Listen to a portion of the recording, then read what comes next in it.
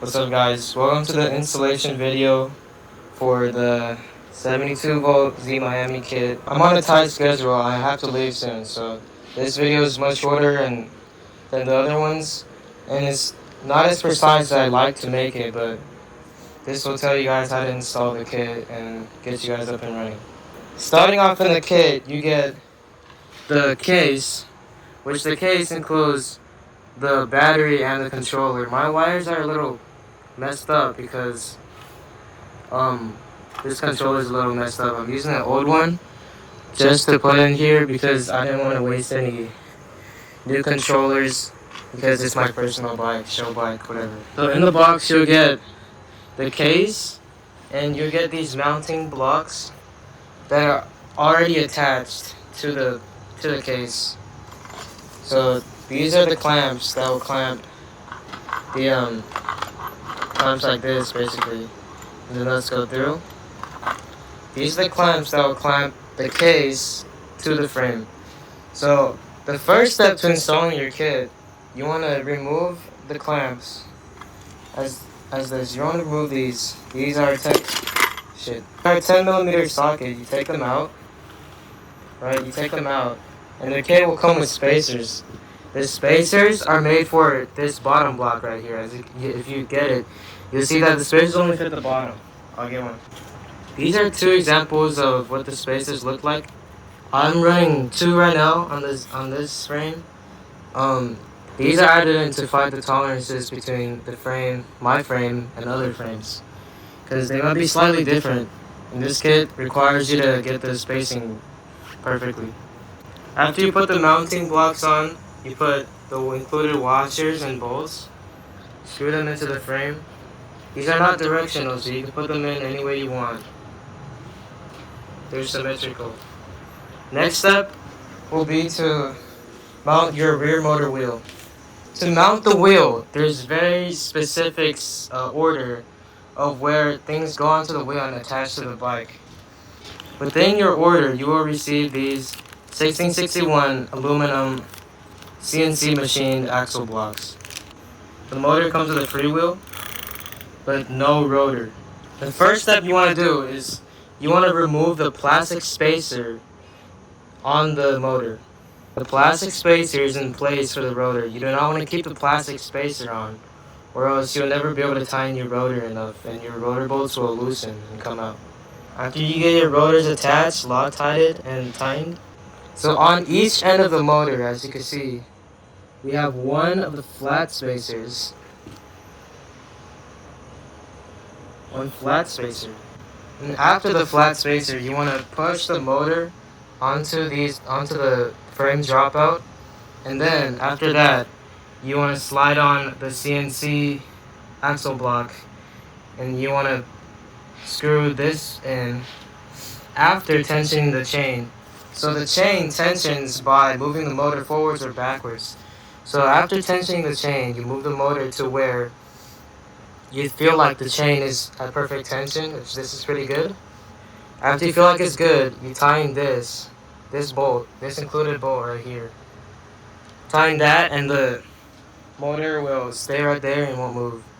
And after that, you put the spacer with the tab, and then you bolt on the nut. You torque that down real tight.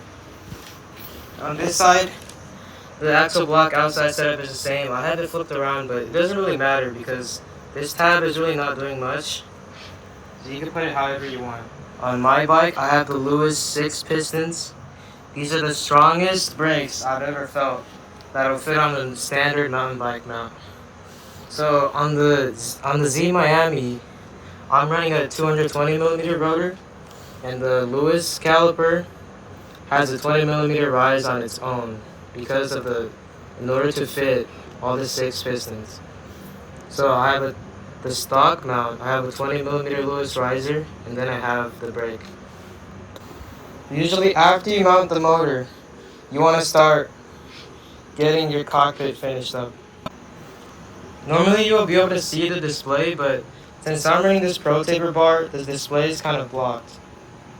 That's not really a big problem for me because I don't really care if I can see the display or not, but it might be a problem for you. So you should check if the display fits under your bars. So the display goes in the middle, and the controls for the display go on the left. And there's also the included throttle. I have it put on right here, and have the wires all nicely managed to go behind the number plate. One thing to take note of, the kit does not come with the 12-volt system. Or it does, but the 12-volt system only supports 5 watts of 12-volt, which is pretty weak. So what I have on basically all my kits, I have this battery-powered light. It's not the standard one you see on most Amazon bikes or most random bikes. It's the slightly fatter one. It also has brighter lights. So this is actually as bright as most Bajas. So I have this light. I have a USB-C cable. And I have it routed all the way back under the seat to a power bank. This power bank is maybe 30,000 milliamp hours, but it's enough to last a light for way longer than you will be riding for. My build also has the key ignition installed. It's just 3M tape and it installs onto here. It's very secure. And the cable just comes down here and ready to go into the case itself.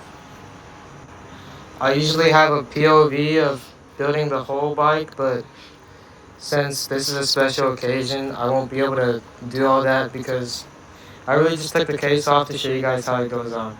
Back to the case and its spacers. The case has to have zero play after sliding into these two blocks.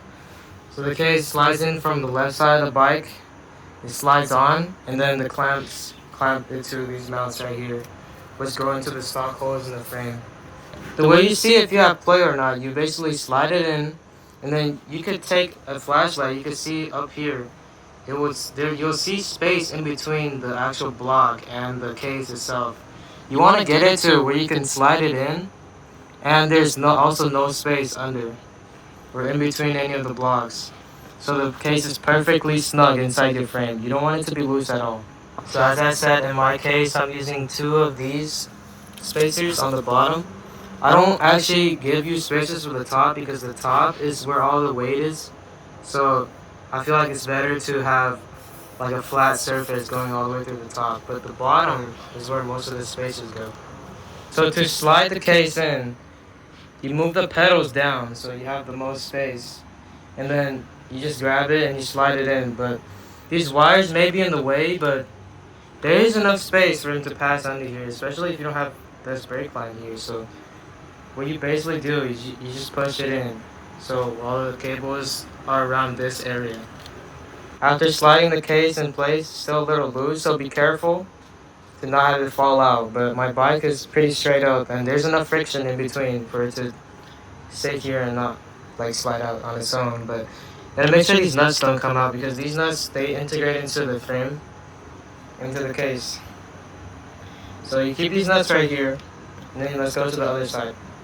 So on the other side, if you just slide it in, you'll see that the hose, you can see straight through, also through the bottom. There's no space in between this and this. There's no space, it's snug. And then once you get to this point, you're ready to put the clamps on. When you're putting these on, you might find it easier to first get rid of the bolts and just putting the clamps in themselves, like that. Because there might be cables in the way. I'm going to do the same with the bottom. This one's a little bit more tricky because it's almost behind the sprocket, but you can see it goes right in.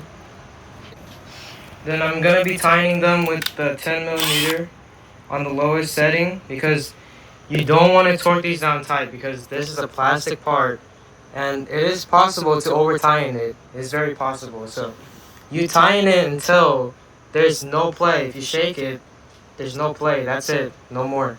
So right now I have them all threaded in. So coming in very lightly with the impact. That's it. That's it. Alright. See, there's no play.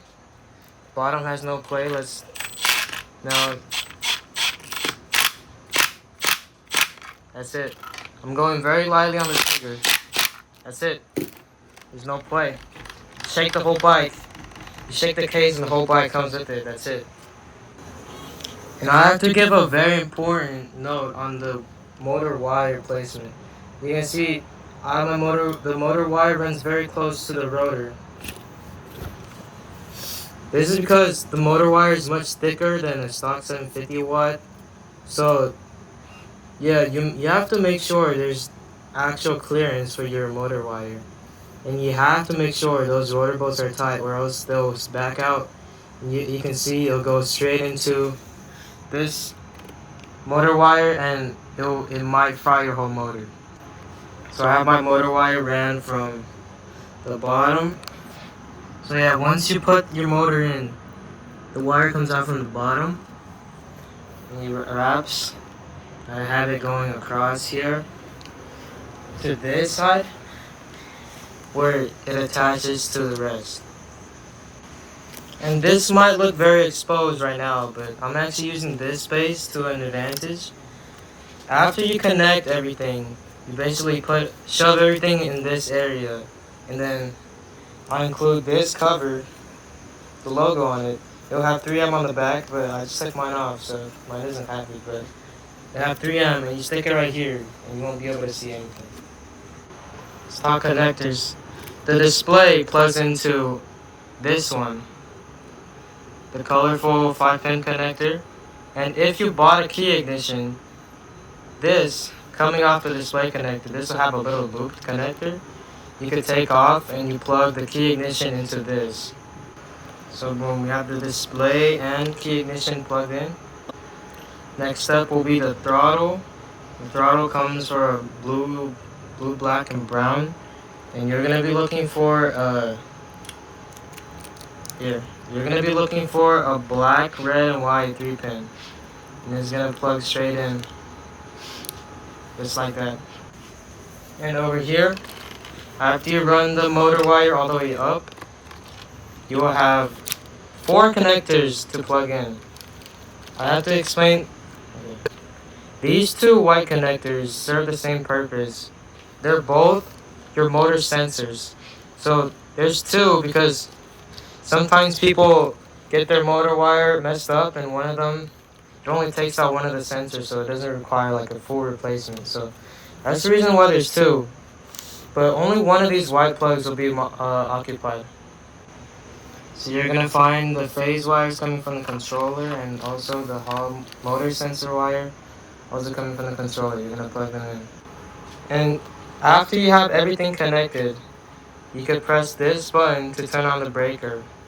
And then turn your key. If you don't have a key, you can hold the power button and it'll come on. Here's my key. I'm gonna turn it on. Hold on. The display will come on. You'll have 3 power modes to look into. Mine has error right now because this is a bad controller. This cycle through the miles, the clock, and the battery voltage. 84 volts is fully charged. And around 67, 68 volts, the bike will start having low voltage protection and it might cut out. So be careful. That is the bike's own way of not having you not over drain the battery. Mode 3 right now. Let's go ahead and that motor. That's 50 miles per hour of power right there. And stop it. So the main part of the tutorial is basically done. The rest is here. Let me take this cap off. You basically just put all the unnecessary stuff. You put it under here into this little pocket, and then like such as the breaker switch, you could put it in this little pocket. Just put it in. And after you put it in, you're gonna put the cap with the 3M. There's gonna be 3M on the back. Put it right here. So that makes like a, nobody can see the wires. Maybe only this coming from the side, but that's really all you see. And yeah. This is the full kit. And now I'm gonna show you guys some clips of me riding it.